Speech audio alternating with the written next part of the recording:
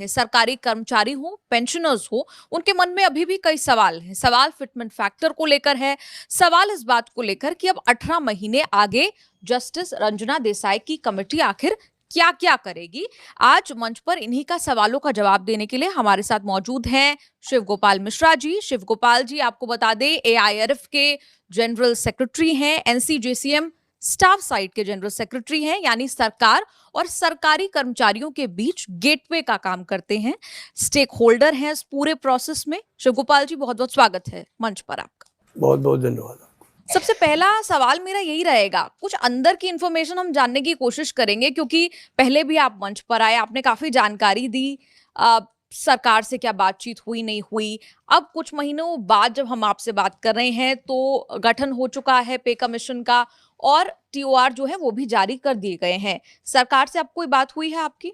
देखिए, एक बात तो निश्चित थी, पिछली बार भी मैंने ये कहा था कि कोई भी सरकार वेतन आयोग को विलंबित कर सकती है लेकिन रोक नहीं सकती। और ये भी मैंने कहा था कि ये सरकार जो है वो समय अपने हिसाब से चुनती है। तो और इसमें मैं नहीं समझता हूँ कि कोई अगर उसका कोई पॉलिटिकल माइलेज लेना चाहे तो सरकार को कौन रोक सकता है उसके लिए। तो ये सही है कि दिल्ली के चुनावों से पहले घोषणा और 6 तारीख को पहला पोल था बिहार का, उससे पहले जो है 3 तारीख को गजट नोटिफिकेशन। तो मैंने जो पहले बातें कही थी वो कहीं ना कहीं सत्य साबित हो रही है। मैं यही सोचता हूँ कि जो 18 महीने की सीमा रेखा रखी है इस सरकार ने, उसको बरकरार रखने का काम करे। लेकिन अगर उस 18 महीने को मैं सही मान लूँ तो 27 तक जाने का विचार तो सरकार का बहुत साफ हो जाता है। और 27 में उत्तर प्रदेश के चुनाव होने वाले हैं, तो जो टाइमलाइन है वो उसी हिसाब से सेट नज़र आ रही है। तो मुझे लगता है कि एक तो ये जो हम लोगों का स्पेकुलेशन ही मैं कहूँगा वो अपनी जगह पर पूरे तौर पर सही है। जहाँ तक बातचीत का सवाल है, आपको पता है कि 19 सितंबर को पूरे देश भर में ऑल इंडिया लॉ फेडरेशन ने काफ़ी ज़बरदस्त आंदोलन किया इस सवाल को लेकर के। और इसके बाद सरकार में जो वरिष्ठ अधिकारी लोग हैं उनसे चर्चा भी हुई। उन्होंने भी इस बात पे आश्वस्त किया कि नहीं, जल्दी पे कमीशन का अनाउंसमेंट हो जाएगा। उन्होंने करा भी दिया। अब जब कॉन्स्टिट्यूट हो गया है हमारा जो पे कमीशन, तो मुझे जल्दी आशा है कि वो जस्टिस रंजना देसाई जी बहुत जल्दी अपना कार्यभार ग्रहण कर लेंगी और इसका कार्यक्रम शुरू हो जाएगा। और जो मेंबर सेक्रेटरी हैं वो भी अपना बैठना शुरू कर देंगे फुल टाइम। अभी तक तो वो अपने सरकारी काम पेट्रोलियम मंत्रालय भी देख रहे हैं और इस काम के लिए भी उनको नियुक्त किया गया है। तो मुझे पूरी आशा है कि जब इसका पे कमीशन का कार्यालय अपने स्तर पर पूरे तौर पर चालू हो जाएगा तो फिर इस पर बातचीत भी होगी, शेड्यूल भी बनेंगे। और शेड्यूल बनने के बाद में जैसा पे कमीशन करता है वो सब तरफ से वो आमंत्रित भी करेंगे लोगों के सुझाव। तो हम लोग भी अपना मेमोरेंडम भी उनको देंगे और जो नेशनल काउंसिल जेसीएम है वो भी उनको अपना मेमोरेंडम देगी सरकारी कर्मचारियों की तरफ से और पेंशनर्स की ओर से। और साथ इसके उस पर हम लोग टाइम भी मांगेंगे, उस पर हम लोग बहस भी करेंगे उनसे जा करके प्रतिवेदन प्रस्तुत करते समय। और जो तमाम सरकारी कर्मचारी हैं, तमाम विभागों में काम करने वाले लोग हैं, वो भी अपने शेड्यूल के हिसाब से अपना मेमोरेंडम देंगे। रेलवे के लोग अलग देंगे, डिफेंस के सिविलियन लोग अलग देंगे, आर्मी के जो लोग हैं वो अलग देंगे, जो हमारे पैरामिलिट्री वाले हैं वो अलग देंगे, जो तमाम कॉन्फेडरेशन वगैरह के लोग हैं वो भी इसको अपना मेमोरेंडम वगैरह प्रिपेयर करेंगे और एक टाइम शेड्यूल तय होगा, उसके हिसाब से इसको देने का काम होगा। चूँकि नेशनल काउंसिल जेसीएम सारे केंद्र सरकार के कर्मचारियों को रिप्रेजेंट करता है, तो उसमें हमेशा पहले पे कमीशन से लेकर के अभी तक हमेशा जो नेशनल काउंसिल जेसीएम जब से गठित हुआ है 52 ऑनवर्ड्स हमेशा जो है वो उसकी भूमिका प्रथम रही है। तो मुझे पूरी आशा है कि वो जल्दी कोई ना कोई उनसे खबर आएगी और हम लोग उनसे बैठ कर के बात करके इस सारी प्रक्रिया को आगे बढ़ाने का काम करेंगे। एक कोशिश करेंगे जितनी जल्दी से जल्दी चीज़ें जो है वो उनको दे दी जाएँ और उन पर जो भी उनका मंतव्य है जानने का, उसके लिए जितना भी जल्दी शेड्यूल बन जाए और हम लोग अपनी बात कह लें, वो अच्छा है, ताकि कल को कोई हम लोगों के ऊपर आक्षेप न लगाए कि हमारी तरफ से कोई डिले हुआ है। तो we don't want to delay it. जो आपसे पिछली बार बात हुई थी, आपने कहा था कि शायद अंदर से ऐसी खबर आ रही है कि शायद जज के नाम को लेकर जो है वो जद्दोजहद चल रहा है। अब जो जिन्हें हेड करने के लिए दारोमदार सौंपा गया है जस्टिस रंजना प्रकाश देसाई जी को, आप संतुष्ट हैं उनके नाम से? हम पूरे तौर पे संतुष्ट हैं। हम तो कह रहे थे किसी को बना दो। हमने हमारी तरफ से तो कोई प्रॉब्लम थी भी नहीं। अगर कोई वहाँ पहुँची तो सरकार को रही होगी। और उन्होंने सबसे बड़ी बात है, एक महिला को जो है वो नियुक्त किया है पे कमीशन में पहली बार चेयरपर्सन बना करके। तो मैं सोचता हूँ कि ये एक अच्छी बात है, क्योंकि मेरा अपना अंतर्मन कहता है कि महिलाएं सरकारी कर्मचारी हों या घर हो, उसके बारे में बेहतर तरीके से समझती हैं। और वेतन आयोग का अगर डिसीजन होगा तो उनको जो है वो तमाम जो खर्चे हैं, घर के तमाम लोगों की प्रॉब्लम्स हैं, उनको भी वो देखेंगे। साथ इसके कि जो हमारी सरकारी जिम्मेदारियां हैं, उनके साथ जो घर की जिम्मेदारियां हैं, उसको एक महिला बेहतर तरीके से समझ सकती है। तो हम तो स्वागत कर रहे हैं रंजना जी का कि उनको सरकार ने बैठाया है। मुझे उनसे बहुत उम्मीद है। ये भी तो कहा जा रहा है ना कि इन्फ्लेशन मेजरमेंट जो है वो बेहतर तरीके से होना चाहिए। ये बात तो अपनी जगह बिल्कुल ठीक है, लेकिन एक बात तो माननी पड़ेगी कि हम जस्टिस को जस्टिस के तरीके से ही लेते हैं। हमने कभी भी उसको नहीं कहा, हालांकि डिफरेंट पे कमीशंस के अनुभव अलग अलग हैं। जस्टिस पांडियन का एक्सपीरियंस अलग था, जस्टिस श्री कृष्णा जी का एक्सपीरियंस अलग था, जस्टिस माथुर का एक्सपीरियंस अलग था। अब रंजना जी हैं तो उनसे एक नई आशाएं हैं। बातचीत के बाद में ये सारे चीज़ों का फैसला तो तभी होगा जब रिपोर्ट सामने आ जाएगी। लेकिन हम नेगेटिविटी से शुरुआत नहीं करते हैं, हम हमेशा पॉजिटिविटी से शुरुआत करते हैं। और हमें पूरी आशा है कि उनके रहने से सरकारी कर्मचारियों के साथ में कोई अन्याय नहीं होगा। और फिर हमारा ये धर्म है कि हम अपनी बात को बेहतर तरीके से उनके सामने रखें। रिपोर्ट के बाद का काम भी हमारे ऊपर ही है, लेकिन उसका फैसला हम सब लोग बैठ कर के करेंगे।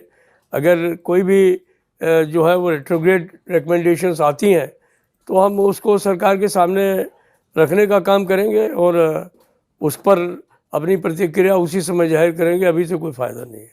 आपने पॉलिटिकल माइलेज की भी बात कही, बड़े पहले भी हमने इस बारे में बात की, बड़े मजाकिया और हल्के अंदाज में हम बात कर रहे थे, लेकिन इसमें हित जो है वो मर जाता है। सरकारी पेंशनर्स हो, कर्मचारी हो, उनका जो इतने लंबे समय से इंतजार कर रहे हैं, कहीं सच में तो ऐसा नहीं कि 8वां पे कमीशन आते आते 2029 हो ही जाएगा। हमने फॉर्मर फाइनेंस सेक्रेटरी हैं सुभाष गर्ग, उनसे भी बात की थी। उन्होंने कहा कि पैसा आते आते दिवाली 2028 का वक्त तब तक हो सकता है जब तक पैसा जेब में आए।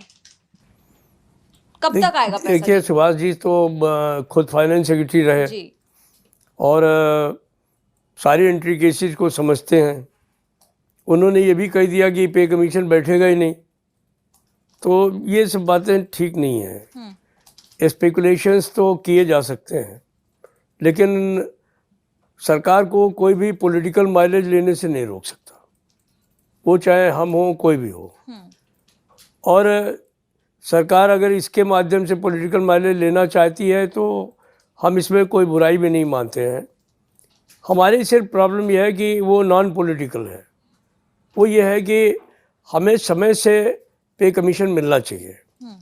अभी के जो टर्म्स एंड रेफरेंस में है, सरकार ने 3 जनवरी को जब इसका घोषणा की थी तो उस समय कहा 1 जनवरी 2026 से लागू होगा पे कमीशन हमारा।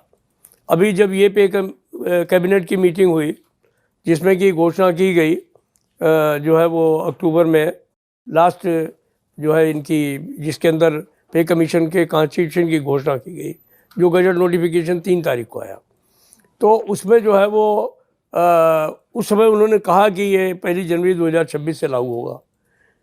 लेकिन दुख है हमको इस बात का कि इस गजट नोटिफिकेशन में इस डेट का मेंशन नहीं है, कि इस गजट नोटिफिकेशन में इस डेट का मेंशन नहीं है। सरकार को जो उसने कहा है वो बात उसमें आनी चाहिए थी। आज तक जितने भी पे कमीशंस के टर्म्स एंड रेफरेंस की घोषणा हुई है उसमें उन टर्म्स एंड रेफरेंस में डेट के बारे में साफ साफ लिखा गया है।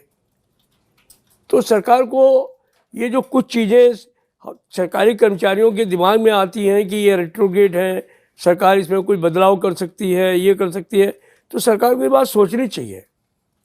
तो इस बात के लिए मैंने भी सरकार को लिखा है, प्रधानमंत्री जी को लिखा है, और ये बात अभी हम अपनी 15 तारीख की इंटरनल मीटिंग में भी करने वाले हैं कि आखिर से जो आपको करना है वो आप सीधे तौर पे उसकी घोषणा क्यों नहीं करते हैं, उसके अंदर ये जो है वो बिटवीन द लाइन्स पढ़ने के लिए क्यों चीज़ों को छोड़ देते हैं, तो ये उचित नहीं है। तो मेरा जो आपका सवाल था मूल की कर्मचारियों के मन में जो आशंका है वो एक आशंका ये बहुत बड़ी है कि हमारी डेट में कोई गड़बड़ी नहीं होनी चाहिए। एक तो मामला गड़बड़ हाई है जिसको कि हम लोगों ने पिछले पे कमीशन से झेला है, वो ये है कि जब भी कभी पे कमीशन जिस डेट से लागू होना चाहिए उसके बाद लागू हुआ है तो बेसिक पे और चीज़ें जो हैं वो तो लागू हो जाती हैं 1 जनवरी मान लीजिए 2026 से ही लागू हो जाएंगी। लेकिन जिस डेट पर इसके 18 महीने बाद में अगर रिपोर्ट आए और फिर उसको लागू करते करते उसमें कुछ और समय लगा दिया जाए तो जिस डेट से उसको लागू किया जाएगा अलाउंसेज हमको उसी डेट से देंगे। ये एक बहुत बड़ा नुकसान है सरकारी कर्मचारी का, और मैं समझता हूँ कि अगर सरकार कोई ऐसा काम करती है तो निश्चित तौर पर उसे अलाउंसेज भी 1 तारीख जो लागू करने के 26 उसी से देने चाहिए, उसका एरियस देना चाहिए। और इस बात की डिमांड हम पे कमीशन के सामने भी रखेंगे, और अगर उसने रिकमेंडेशन करी हमारे पक्ष में तो बहुत अच्छी बात है, नहीं करेंगे तो इस सवाल को हम सरकार के सामने भी ले जाएंगे।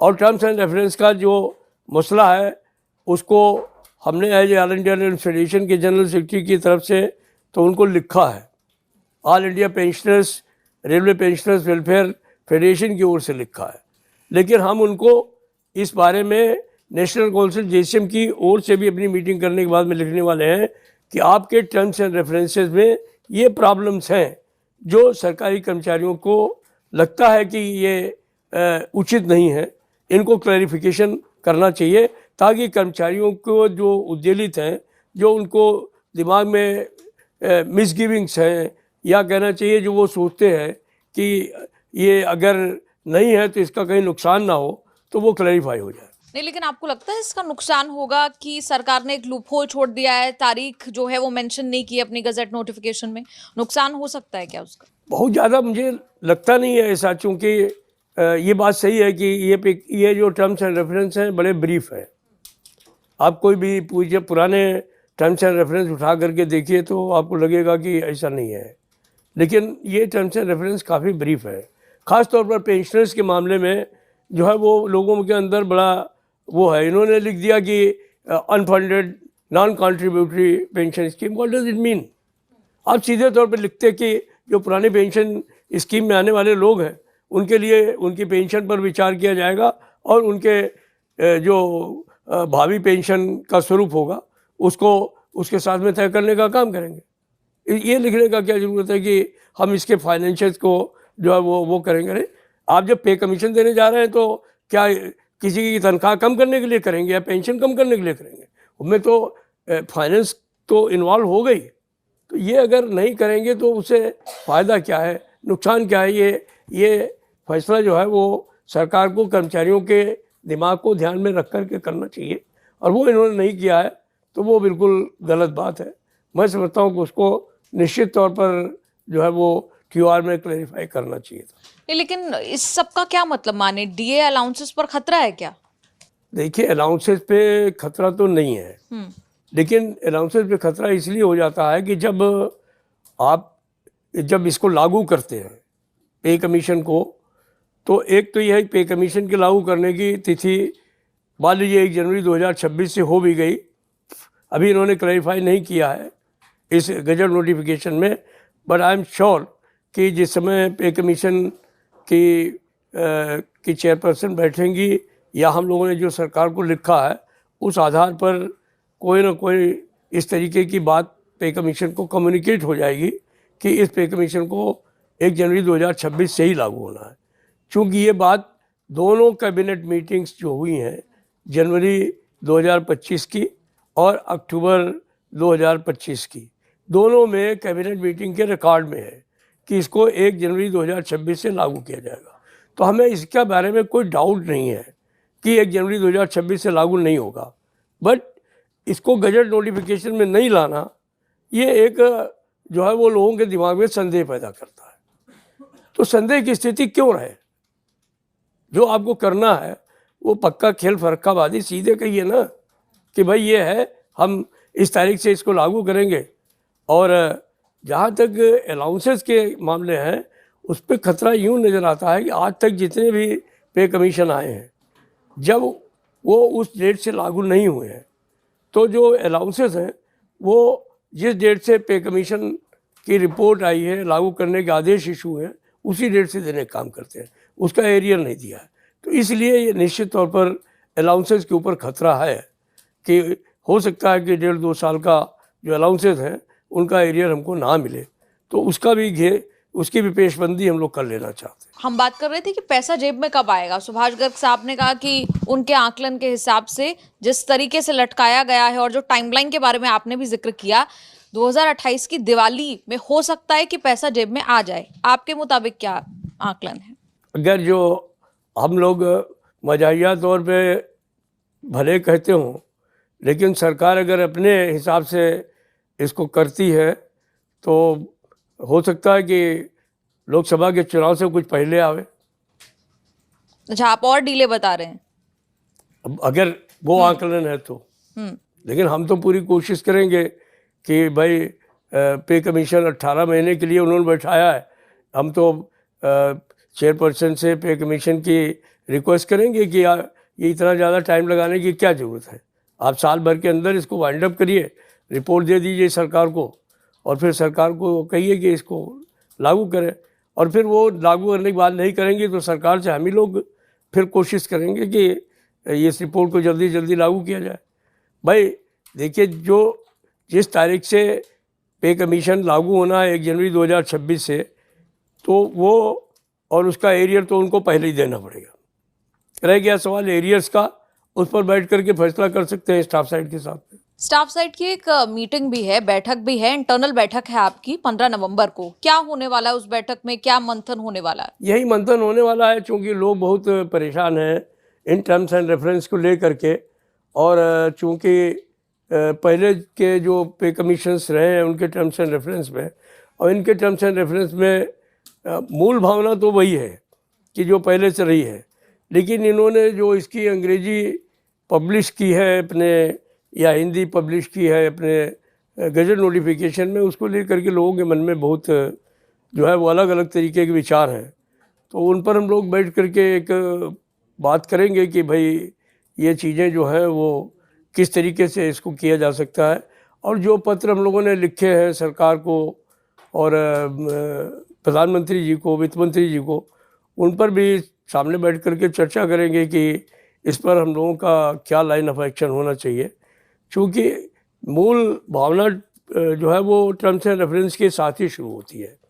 हालांकि ये ज़रूरी नहीं है कि सारी चीज़ें जो पे कमीशन से डिस्कस हों वो टर्म्स एंड रेफरेंस के अंदर ही हों। हमने हर पे कमीशन में देखा है कि बात करते करते चीज़ें जो है वो टर्म्स एंड रेफरेंस से बाहर भी चली जाती हैं और पे कमीशन उनको सकारात्मक तरीके से ले करके उसको मेंशन भी कर देता है अपने तरीके से रिपोर्ट में, और सरकार भी उसको किसी न किसी रूप में या तो स्वीकार कर लेती है या अस्वीकार कर देती है। तो ऐसा नहीं है कि वो कह दें कि आपने ये बिल्कुल out of terms and reference आपने डिस्कस किया है तो इसलिए हम इसको नहीं मानेंगे। बहुत सारे इश्यूज़ हैं। जस्टिस श्री कृष्णा ने अपनी रिपोर्ट में तमाम चीज़ें आउट ऑफ जो है रेफरेंस जा कर के करी और सरकार ने उसको स्वीकार भी किया। तो हम लोग उसको लेकर के बहुत चिंतित नहीं है, लेकिन इस बात को लेकर के ज़रूर चिंतित हैं कि जो चीज़ें सरकार को करनी थी उसको उन्होंने इस भाषा में टर्म्स एंड रेफरेंस में डालने का काम किया जिससे एक नेगेटिव मैसेज जा रहा है कर्मचारियों और पेंशनर्स में कि सरकार शायद कुछ करना ही नहीं चाहती है। पेंशनर्स की भी बहुत आपत्तियां जो हैं उन्होंने उठाई है, उसके बारे में आगे बात करेंगे। लेकिन जो आपकी बैठक है फिलहाल, जो स्टाफ साइड की बैठक होने वाली है, क्या उसमें फिटमेंट फैक्टर को लेकर भी मंथन होने वाला है कि तय करके फिटमेंट फैक्टर का जो अपना प्रपोजल है वो सरकार के सामने रखा जाए, कमेटी के बिल्कुल, सामने रखा ये जाए? मूल प्रश्न है और हम उस बैठक में निश्चित तौर पर टर्म्स एंड रेफरेंस के बाद में जिस विषय पर चर्चा करने वाले हैं वो मिनिमम वेज और फिटमेंट फैक्टर को लेके ही है। क्योंकि एक बार ये तय हो जाएगा तो फिर वो एक गाइडलाइन हो जाएगी सारे कर्मचारियों के लिए और ऑर्गेनाइजेशंस के लिए। फिर करीब करीब चूँकि वो यूनानिमिटी के साथ में होता है तो जो भी अपना मेमोरेंडम बनाएगा तो वो फिर उसी स्तर पर एक अपने जो है वो मेमोरेंडम को बनाएंगे, अपनी जो भी मांग रखेंगे वो उसके आसपास ही रहने का काम होगा। तो सबसे ज़्यादा ज़रूरी यही है कि इस मीटिंग में हम लोग मिनिमम वेज और फिटमेंट फैक्टर पर चर्चा जरूर कर लें। लेकिन आपके हिसाब से कितना फिटमेंट फैक्टर होना चाहिए कि सारे सरकारी कर्मचारी हो, पेंशनर्स हो, उनके साथ कम से कम न्याय हो पाए, कि मिनिमम इतना हो? मैंने पिछली बार भी आपको कहा था कि मैं एग्जैक्टली इसके बारे में अभी कुछ बात नहीं करूँगा। इसलिए कि थोड़ी सी हम लोगों की बाध्यता है। मेरे को कुछ कहने का मतलब यह है कि जो मैं कह रहा हूँ वो एकदम वो एक तरीके से स्वीकार्य होना चाहिए। तो अभी हम फिटमेंट फैक्टर के बारे में कोई बातचीत नहीं करेंगे, लेकिन बहुत सारे मौलिक सुझाव लोगों से आए हैं इस बीच में और मैं समझता हूँ कि हमारे नेशनल काउंसिल जेसीएम को क्या सरकार को भी उसके बारे में सोचने के लिए मजबूर होना पड़ेगा। डॉक्टर आर्कराइट फार्मूला जो है वो बेसिक अभी तक रहा है फिटमेंट फैक्टर और मिनिमम वेज तय करने के लिए, लेकिन अभी जो सुझाव आ रहे हैं वो बिल्कुल मौलिक है कि आज की तारीख में जो हमारी बास्केट है इन्फ्लेशन की या इंडेक्स की, प्राइस इंडेक्स की, उसमें आमूलचूल परिवर्तन करने की आवश्यकता है। कपड़ों के मामले में, खाने के मामलों में, रिहाइश के मामलों में, ट्रांसपोर्ट के मामले में, हर चीज़ के मामले में एकदम सी चेंज हो गया है। डॉक्टर आर्कराइट जब जिस ज़माने में उन्होंने रिपोर्ट दी थी उस ज़माने में तो ये कम्युनिकेशन के साधन ही नहीं थे। उस ज़माने में कोई भी जो है मोबाइल डाटा जैसी कोई चीज़ ही नहीं थी। आज हर चीज़ की कीमत है और हर चीज़ जो है वो खर्चे में आती है। तो उसको अगर हम काउंट नहीं करेंगे, उसको जोड़ेंगे नहीं अपने फिटमेंट फैक्टर के लिए, तो मैं समझता हूँ कि कोई मौलिकता नहीं रहेगी। और मैं समझता हूँ कि ये जो आज के नए ज़माने का भारत है जिसमें बच्चे ब्रांडेड कपड़े पहनना चाहते हैं, जिसमें लोग अपने तरीके का भोजन करना चाहते हैं, जिसमें अपने तरीके से लोग रहना चाहते हैं, तो वो देखते हुए जो पे कमीशन है उसको जो सिफारिश करनी है वो उस आधार पर करनी चाहिए। और हम लोग भी जब इसकी गणना करेंगे तो हम समझते हैं कि अपने फिटमेंट फैक्टर में और मिनिमम वेज में उन सारी चीज़ों को डालने का काम जरूर करें। जी, लेकिन आप ही के एक साथी जब पिछले दिनों मंच पर आए थे, उन्होंने एक अनुमानित तौर पर ये कहा था कि कम से कम 2.64 का, मेरे ख्याल से उन्होंने आंकड़ा कहा था कि उससे कम फिटमेंट फैक्टर जो है वो मंजूर नहीं होगा। आपका कुछ तो आकलन होगा, कुछ तो होगा एक सेट स्टैंडर्ड कि इस स्टैंडर्ड से नीचे हम एक्सेप्ट नहीं करने वाले। अभी मैं इसके बारे में निधि कुछ कहूँगा नहीं, इसलिए कि ये हमारे संयुक्त जो जेसीएम है उसका अपना फैसला है। मैं तो एक तरीके से स्टाफ साइड सेक्रेटरी हूँ, तो मेरी जिम्मेदारी है कि सबकी राय बात करके और जो सबकी सलाह बने उसी को सामने रखने का काम करना चाहिए। मेरा अपना निजी विचार कुछ हो सकता है, लेकिन मैं अगर ये कहूँ कि नहीं इतना ही होना चाहिए, इससे कम नहीं होना चाहिए, ज़्यादा नहीं होना चाहिए, वो बात ठीक नहीं है। वहाँ बैठेंगे, बातचीत करेंगे और जो वर्तमान परिस्थिति है, इन्फ्लेशन के जो पिछले आंकड़े रहे हैं वो सारी चीज़ें हम लोगों ने भी रखी हुई हैं, उनके आधार पर कुछ आकलन किए गए हैं, तो वो बात अपनी जगह है। लेकिन जब तक हम लोग सब बैठ करके कोई फैसला नहीं कर लेंगे तब तक मैं ये बात बताने वाला नहीं हूँ कि इतना ही होना चाहिए, इतना नहीं होना चाहिए। लेकिन क्या-क्या फैक्टर्स देखकर फिटमेंट फैक्टर जो है वो आप तय करेंगे? मतलब आपकी इंटरनल मीटिंग की अगर मैं बात कर लूँ, तो आप क्या-क्या कंसिडर करेंगे? हमने आपसे पहले ही कहा है कि सबसे बड़ी चीज़ है कि आदमी को जीवन के लिए, अच्छे जीवन के लिए कितनी कैलोरी फूड की आवश्यकता है। अब उस फूड का सिस्टम बदल गया है। एक ज़माने में जो है वो फूड बास्केट में जलेबी रखी गई थी। उस ज़माने में मोटा अनाज रखा गया था। आज मोटा अनाज सबसे ज़्यादा महंगा हो गया है।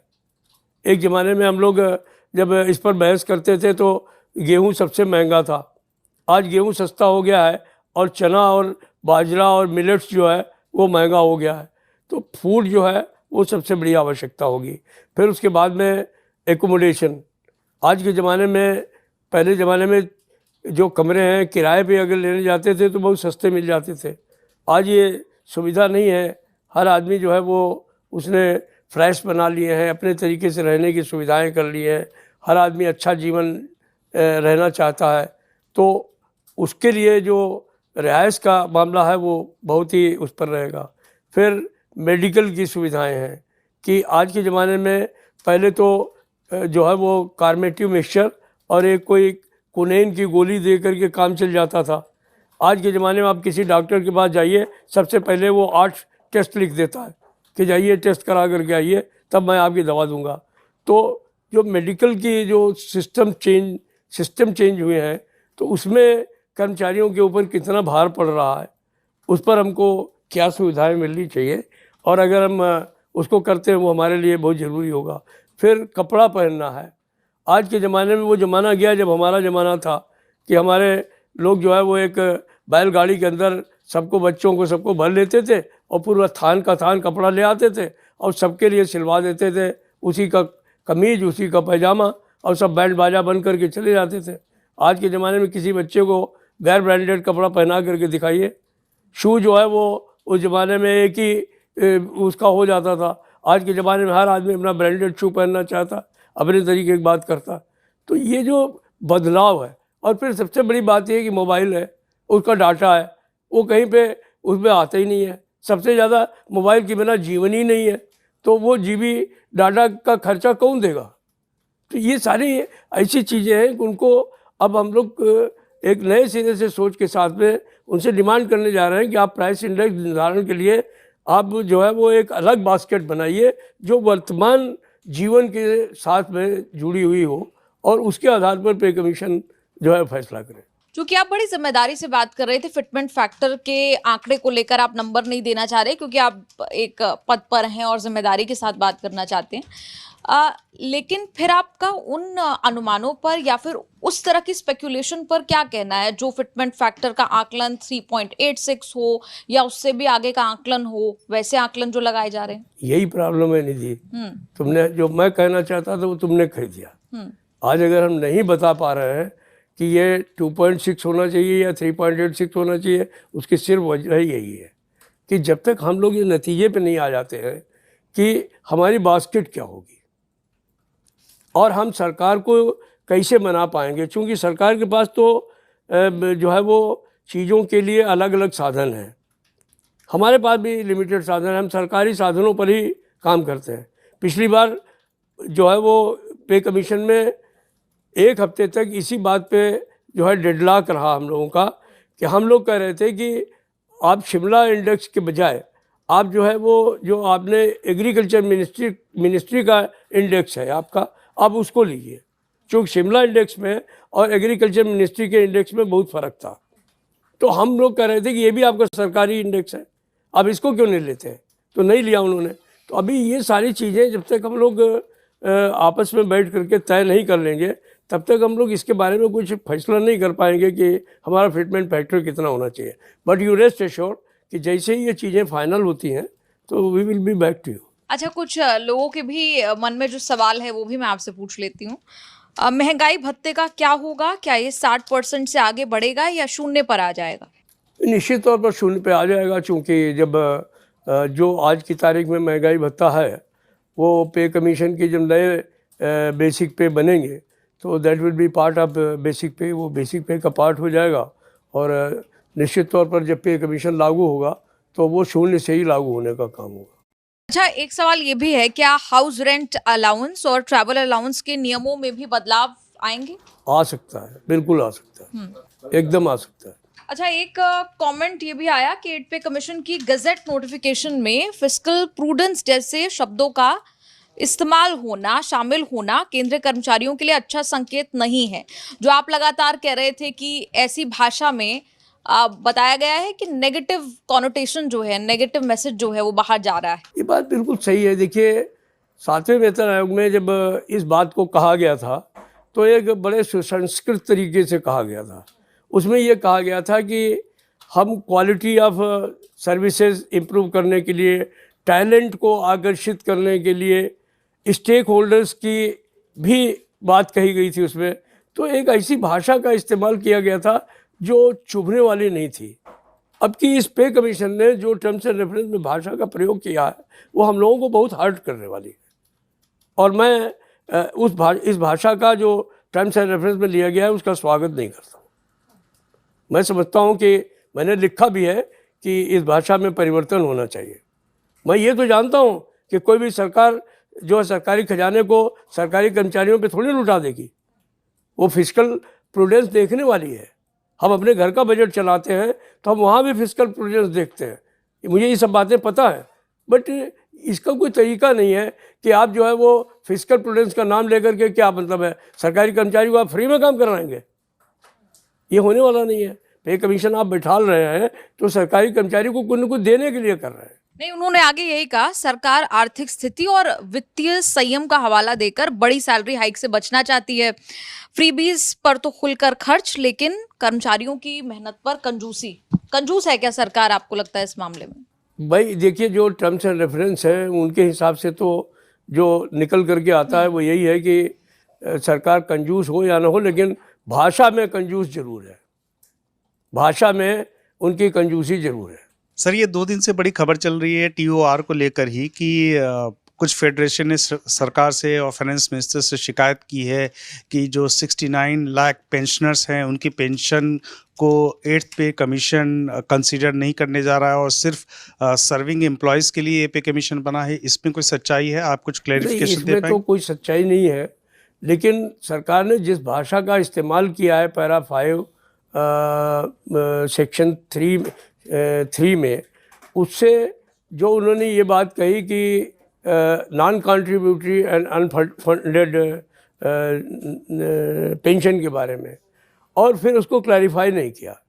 जैसे 7वें वेतन आयोग में उन्होंने सीधे तौर पे कहा था, 6ठे वेतन आयोग में सीधे उन्होंने कहा था कि हम पेंशनर्स की पेंशन को रिवाइज करने के लिए भी जो है वो इसका ये पे कमीशन विचार करेगा।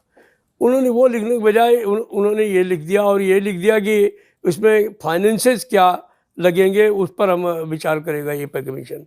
तो मैं तो ये जानता हूँ बीइंग स्टाफ साइड सेक्रेटरी कि इनको जो पहले पे कमीशन करते रहे वही करना पड़ेगा। पेंशन के बारे में, उसके सुधार के बारे में विचार करना पड़ेगा। लेकिन अगर ये बात है तो उसको शुद्ध तौर पर लिखने में क्या प्रॉब्लम थी? वो भाषा जो है वो गलत है। तो इसीलिए तो ये सवाल उठ रहा है ना कि जो लिख दिया वही फाइनल हो गया ना। नहीं, वो फाइनल तो अपनी जगह है, लेकिन जैसे मैंने इस विषय पर बहुत हाईएस्ट क्वार्टर्स में कुछ बातचीत की है। उन्होंने कहा नहीं इसमें कोई संशय नहीं होना चाहिए, ये नहीं होना चाहिए, वो नहीं होना चाहिए। तो मैंने कहा संशय नहीं होना चाहिए तो आपने फिर ये शब्दावली का प्रयोग क्यों किया? क्योंकि 2 दिन से ये खबर चल रही है और इसका कोई क्लैरिफिकेशन या इसका कोई खंडन भी सरकार की तरफ से या सरकार से जुड़ी किसी भी साइड से ये नहीं आया। सरकार का तो खंडन मंडन पर इस पर डिपेंड करता है। अब वैलिडिटी क्लास लाने की कोई ज़रूरत नहीं थी। आपने पार्लियामेंट के अंदर एक छोटे से मुकदमे को लेकर के कि कंटेम्प्ट इशू हो गया, सरकार पार्लियामेंट के अंदर चली गई, तो ये चींटी को तोप से मारने वाली बात है कि नहीं है? तो इसकी कोई आवश्यकता नहीं थी। आप सीधे कह देते कि मेरे पास पैसे नहीं, हम नहीं देंगे। कंटेम्प्ट हो जाता, वहाँ जाकर के आप अपनी बात को रख सकते थे। कितने कंटेम्प्ट सरकार के खिलाफ होते हैं, आप जाकर के उनको लड़ते हैं ना, पार्लियामेंट तो नहीं जाते हैं। लेकिन वैलिडिटी क्लाज ला करके इन्होंने देश के सारे पेंशनर्स को नाराज़ करने का काम किया कि हम ऐसा भी कर सकते हैं एक दिन की आपको पेंशन मना कर सकते हैं। लोगों के दिमाग में बैठ गया कि ऐसा हो सकता है। बट एक पॉलिटिकल पार्टी जो डेमोक्रेटिक तरीके से चुन करके सत्ता में आती है, वो ऐसे खतरनाक निर्णय ले, मैं ये भी सोचने के लिए विवश हो जाता हूँ कि कैसे ऐसा कैसे हो सकता है। बिकॉज इफ दे वांट कि ये कोई स्टेक होल्डर्स नहीं है या इस देश में पेंशनर्स का कोई वैल्यू नहीं है, ऐसा नहीं है। इस देश में आज पेंशनर्स जो है वो एक वोट बैंक है। पेंशनर्स जो है वो अगर इकट्ठे हो जाएं एक साथ तो वो सरकार बना सकते हैं, वो सरकार हटा सकते हैं। तो ऐसी सब चीज़ें समझते हुए भी अगर सरकार इस तरीके की भाषा का प्रयोग कर रही है तो मेरे तो समझ में नहीं आता है कि ऐसा क्यों कर रहे हैं। और यही कारण है कि मैंने भी अपने फेडरेशन की ओर से भी प्रधानमंत्री जी को लिखा और वित्त मंत्री जी को लिखा कि ये जो टर्म्स एंड रेफरेंस में आपने भाषाएं यूज की हैं, खाली पेंशनर्स के लिए ही नहीं, सर्विंग एम्प्लॉयज़ के लिए भी जो भाषा हमने यूज की है वो बिल्कुल उचित नहीं है। आप कोई एक दो एग्जांपल दे सकते हैं टीओआर में जो लैंग्वेज है जिस पर आपने आपत्ति जताई है, क्या है एग्जैक्टली और क्या होना चाहिए था? हाँ, मैं आपको बता सकता हूँ। हमने उनको लिखा है कि जैसे ये टीओआर का क्लास 2.5 है, उसमें हमने उनको लिखा है to work out an emolument structure conducive to attractive talent to government service, promoting efficiency, accountability and responsibility of the work culture। बजाय ये दूसरी चीज़ें लिखने के अगर इस तरीके की भाषा का इस्तेमाल करते तो उससे ये जो 2.5 जो इन्होंने इतना जो है वो हर्ट करने वाला बना दिया, वो उससे बचा जा सकता था। हमने ये भी लिखा कि 7वें वेतन आयोग ने इसको बहुत सरल भाषा में लिखा था। मैं वो भी आपको पढ़ के सुना देता हूँ। उन्होंने लिखा था to work out the framework for N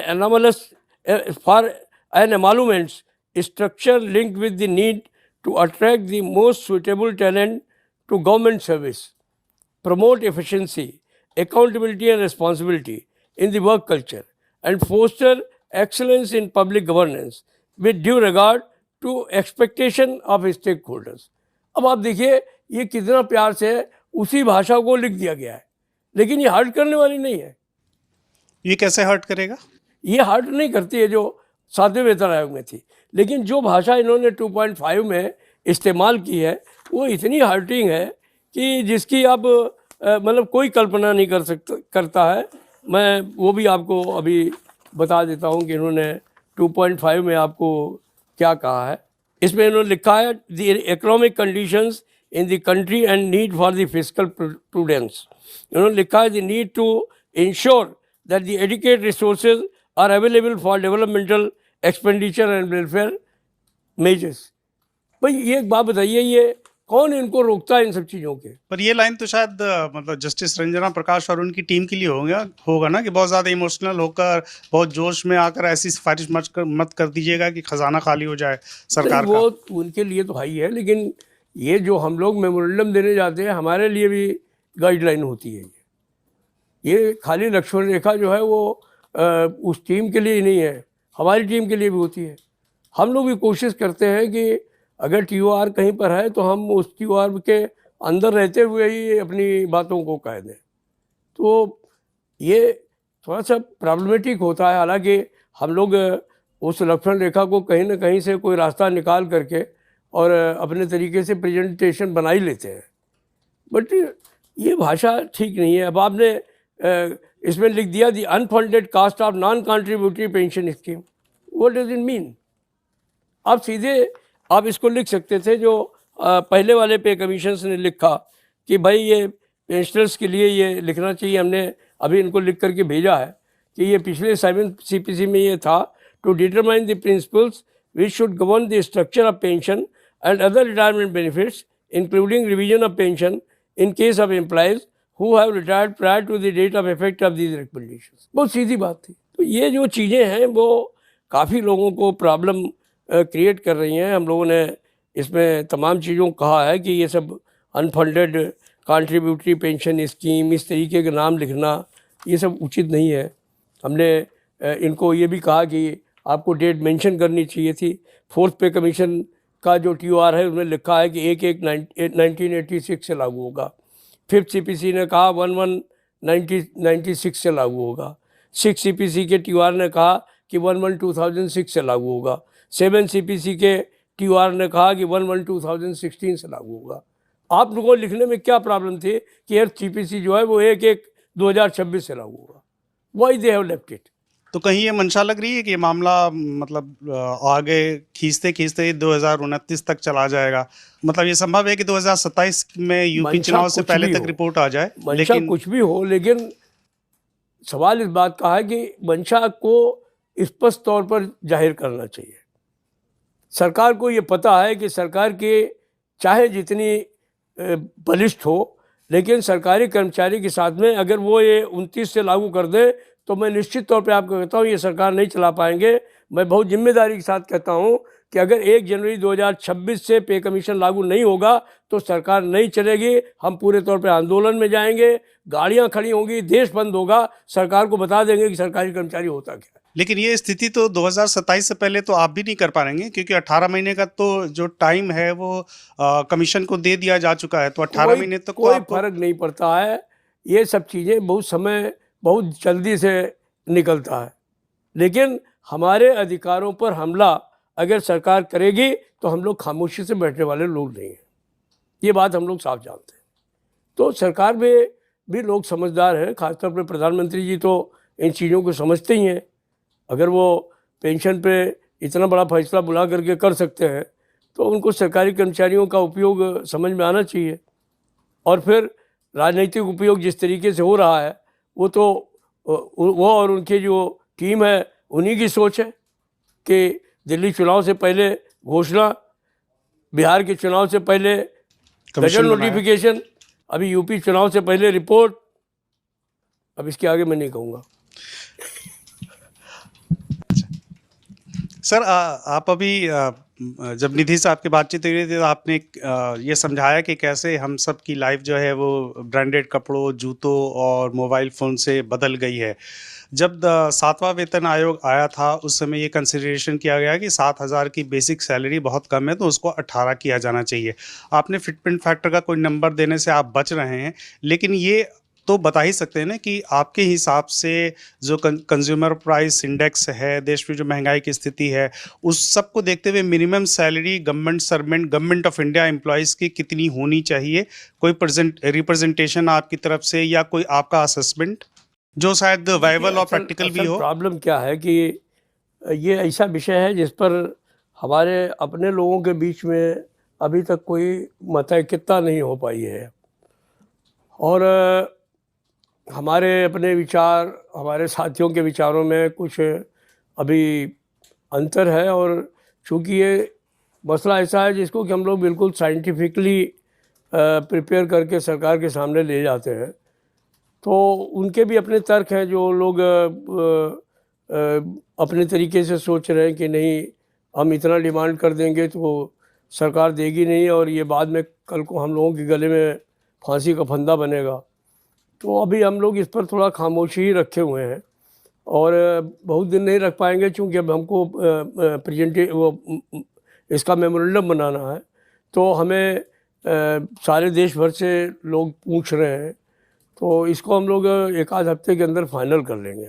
लेकिन हमारा अपना सोच ये है कि पिछली बार 7वें वेतन आयोग में भी हम लोगों ने जो मिनिमम वेज की बात की थी वो हम लोगों ने 25,000 रुपये मांगा था।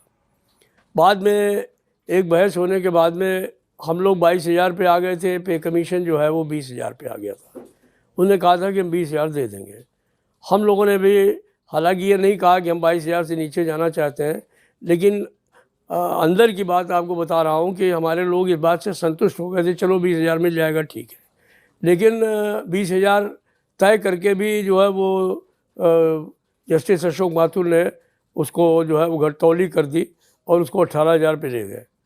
तो एक तरीके से जो उन्होंने एक तय किया था नेशनल काउंसिल जेसीएम के साथ में, उसमें भी कटौती होने का काम उन्होंने किया और उसके लिए निश्चित तौर पर जो परसुएशन था हमारे स्वर्गीय वित्त मंत्री अरुण जेटली का, वो काम आया। उन्होंने सरकार की तरफ से उस पर काफ़ी दबाव डाला और उसको कम कराने का काम किया। तो अभी भी जब हम चर्चा करते हैं कि इसको कि आज की तारीख में जो स्थिति है और जो अब अभी लोग कहते हैं कि पिछले 10 सालों के इन्फ्लेशन में जो 7वें वेतन आयोग में था और इस 10 सालों के इन्फ्लेशन में बहुत फ़र्क है। मैं मानता हूँ इस बात को, लेकिन ख्वाहिशें जो हैं वो बिल्कुल अलग अलग हुई हैं। तो वो एक सवाल है कि उनके ऊपर जो दृढ़ता के साथ में खड़े होने की बात है, वो एक सवाल है। सबसे बड़ा सवाल यही है कि जो सवाल आज के जीवन शैली में हमारे हैं, वो वस्तुएं जो हैं, वो रिहाइश जो है, वो चीज़ें जो हैं, वो इस्तेमाल होंगी कि नहीं। आज के ज़माने में भी आप कहेंगे कि साइकिल की बात करो, आज तो साइकिल भी 6,000 8,000 रुपये से कम में नहीं मिल रही, तो वो चलने वाला नहीं है। फिर कोई साइकिल पे चलने वाला भी नहीं है। हर कर्मचारी के पास में जो है वो मोटरसाइकिल तो है ही है, सब आधे ज़्यादा लोगों के पास तो कार है। तो अगर कोई है कि ट्रांसपोर्ट अलाउंस कम कर देंगे, नहीं बढ़ाएंगे, पेट्रोल के दाम आप बराबर बढ़ाते जाएंगे, डीजल के दाम बढ़ते जाएंगे, तो इससे चलेगा नहीं। तो मुझे नहीं लगता है कि इस तरीके का काम चलेगा। अगर पहले ये 3 गुना हम डिमांड कर रहे थे, तो अब हम 3 गुने से कम पे चले जाएंगे, मुझे नहीं लगता है। लेकिन मैं इसके बारे में अभी कुछ मजबूती से आपको नहीं कह सकता हूँ। सर, वो आपने कहा वो पेंशनर्स के बारे में जो आपने स्थिति बताई, एक जो डिबेट जो शायद सरकार के अंदर भी चल रही है, एनपीएस और यूपीएस, सरकार कह रही है कि एनपीएस से जो लोग यूपीएस में जाना चाहते हैं वो जा सकते हैं। सरकार ने तीसरी बार डेडलाइन बढ़ाई जो 30 नवंबर को ख़त्म हो जाएगी। तो क्या इस पे कमीशन के दायरे में एनपीएस, यूपीएस या पेंशन का मामला, पेंशन का मामला भी आ सकता है? आएगा, हम लोगों की तरफ से आएगा, सरकार की तरफ से नहीं आएगा। जो टीओआर उन्होंने दिया है उसमें, लेकिन हम लोगों की तरफ से ज़रूर आएगा। टीओआर में उन्होंने ग्रेच्युटी की बात लाने की बात की है। उन्होंने जो लोग इस बीच में मर जाते हैं, वो पुरानी पेंशन से गवर्न होते हैं, उस पर भी उन्होंने डालने का काम किया है। मैं समझता हूँ इसकी ज़रूरत नहीं थी, क्योंकि भारत सरकार ने ये हमारे साथ बैठ करके तय हुआ है कि अगर किसी व्यक्ति की डेथ हो जाएगी तो उसको पुरानी पेंशन के हिसाब से ही सेटल किया जाएगा। लेकिन इसमें इसको लाने का मतलब ये है कि ये इसमें कुछ परिवर्तन करना चाहते हैं, अदरवाइज़ इसको लाने की कोई आवश्यकता नहीं थी। इन्होंने टीओआर में ग्रेच्युटी की बात की है। सवाल इस बात का है कि ग्रेच्युटी एक्ट से अकॉर्ड होती है, वो इस वेजेज एक्ट में आता नहीं है। पेमेंट ऑफ वेजेज एक्ट अलग है, ग्रेच्युटी एक्ट अलग है। तो ग्रेच्युटी तो आपको देनी ही पड़ेगी। अभी कि ग्रेच्युटी जो है वो मान लीजिए 1 साल किसी ने नौकरी की तो 15 दिन की ग्रेच्युटी है, उसमें हम बढ़ोतरी की डिमांड कर रहे हैं कि आप इसको बढ़ा करके 1 महीने कर दीजिए, 1.5 महीने कर दीजिए। अभी पता नहीं है क्या, हम लोग जब बैठेंगे बात करेंगे तो क्या डिमांड होगी, वो अलग का सवाल है। बट अगर एनपीएस के लोगों को ग्रेच्युटी का सवाल आपने अपने टीओआर में लाया है, तो ये एक शुभ संकेत नहीं है।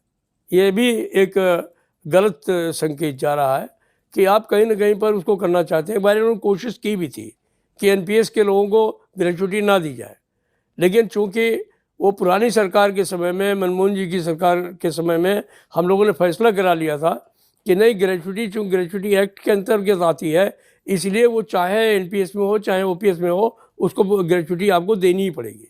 तो अल्टीमेटली वो आज तक दी जा रही है। और इनमें इन्होंने बोनस की भी बात करी है। तो बोनस जो है वो एक तरीके से हर इंडिविजुअल जो है वो डिपार्टमेंट से निगोशिएटेड समझौते हैं, उसका जो है पे कमीशन से कोई लेना देना नहीं है, लेकिन उसको भी इन्होंने डाल देने का काम किया है। तो बहुत सारे इसमें जो है वो अभी विसंगतियां हैं, और हम लोग बैठेंगे तो उन विसंगतियों को ढूंढ करके और सरकार के सामने भी रखेंगे और पे कमीशन सामने भी रखेंगे। जो कम्युनिटी पेंशन 15 साल वाली जो एक कंडीशन लगी हुई है, उसको भी कम करने की मांग हो रही है। भाई होनी चाहिए। कारण यह है कि ये कम्यूटेशन जो है वो इस बात पर डिपेंड करता है कि जो पैसा आप हमारा काट रहे हैं, वो अगर उसके ऊपर इंटरेस्ट मिलता है सरकार को, उस सरकार उस इंटरेस्ट से जो है वो जब 15 साल काट लेती है तो वो पैसा जो है वापस कर देती है। अगर वो एक फिक्स्ड अमाउंट है एक तरीके से, अगर 11 साल में वो पैसा रिटर्न होकर के आपके खजाने में आ गया, तो आपको 4 साल उसके पैसे को फर्दर काटते रहने की ज़रूरत क्या है। ये तो मतलब कोई बुरा नहीं मानेगा, इसको कोई बनिया भी नहीं करेगा जो सरकार कर रही है। तो ये पूरा अन्याय है।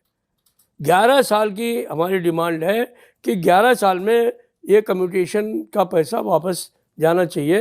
ये 15 साल बिल्कुल सरासर अन्याय है। तमाम कोर्ट के फैसले आ गए हैं, फिर भी आप उसको कर रहे हैं। तो ये वही है ना, वो कहते हैं ना, सर के बाल बना दो तो मुर्दा हल्का हो जाएगा। तो ये काम चलने वाला नहीं है। तो शिव गोपाल जी, बहुत बहुत शुक्रिया, दूसरी बार आप मंच पर आए, तमाम सवालों का आपने जवाब दिया। अंत में यही पूछेंगे, कैसा अनुभव रहा आपका मंच पर?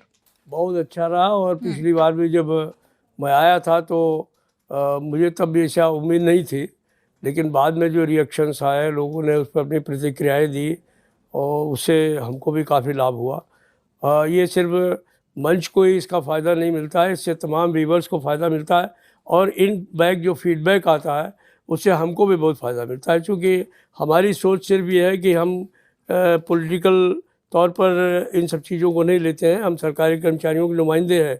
तो हम ये चाहते हैं कि हमारे जो सरकारी कर्मचारी हैं उनके साथ में कोई जाति नहीं होनी चाहिए, क्योंकि हमारे लोग बहुत मेहनत से अपना काम करते हैं। मैं रेलवे में हूँ, मैं जानता हूँ कि तमाम 24/7 हर मौसम में हमारे लोग काम करते हैं। 400-500 लोग हर साल अपनी शहादत देते हैं। तो मेरा अपना मंशा सिर्फ साफ़ है कि सरकार जो है वो इतने मेहनत कश लोगों के और जो गवर्नेंस में उनके सहयोग देते हैं उनके साथ में कोई अन्याय नहीं करे। वही हमारा एक सोच है, उसको लेकर के आगे बढ़ने का काम होता है।